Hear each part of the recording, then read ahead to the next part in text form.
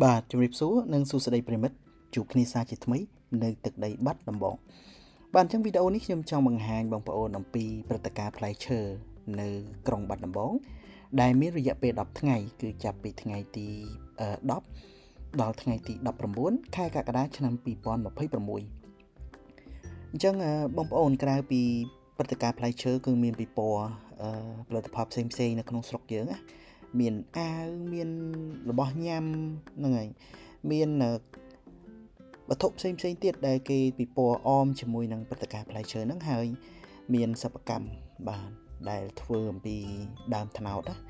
បាទសិប្បកម្មធ្វើដោយដៃធ្វើពីដើមត្នោតមានរបស់របរច្រើនដូចក្នុងវីដេអូអញ្ចឹងខ្ញុំបានទិញវែកជ្រួយបាយចានដាក់ផ្លែឈើហើយនឹង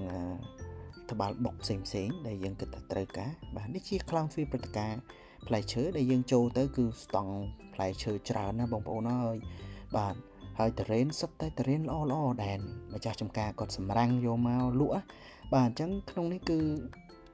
បាទយើងអាចទិញជាសាច់បកហើយស្រាប់ក៏បានយើងទិញតរ៉េនទាំងមូលក៏បានដែរបាទលក់ក្នុងតម្លៃសមរម្យទេបងប្អូនជាទូទៅឃើញគាត់ដាក់តម្លៃនៅហ្នឹងគឺ 15,000 រៀលគឺជាតម្លៃដែលតរ៉េនដែលយើងទិញទៅទាំងមូលណារីឯតរ៉េនបកហើយគឺតម្លៃ 25,000 រៀលបាទសាច់សុទ្ធបាទអញ្ចឹងតរ៉េនមកពីចំការសំឡូតភិកច្រើនបាទហើយមិនត្រឹមតែមានតរ៉េនទេគឺមានដូងបាទដូងក្អូបបាទដូងនេះគឺទីតាំងអចិន្ត្រៃយ៍របស់គាត់គឺនៅខាងភ្នំទ្រង់មន់ទ្រង់ទាបងប្អូនចង់ទៅរកថ្ងៃធម្មតាបងប្អូនទៅរកនៅក្នុងបាទស្តង់គាត់ធំហើយក៏លក់បោះដុំនឹងរាយបាទដូងនេះឆ្ងាញ់មែនទែនខ្ញុំបានសាកហើយនេះគឺជាប្រភេទដូងដុតបាទដូងក្អូបដុតបាទអញ្ចឹងក្អូបឆ្ងាញ់ផលិតផលខ្មែរ 100% បាទមិនត្រឹមតែដូងដុតទេក៏មានដូចជា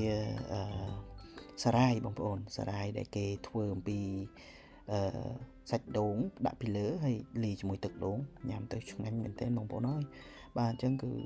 អាចទៅសាកបានបងប្អូនហើយទឹកដូងគឺកោះមកថ្មី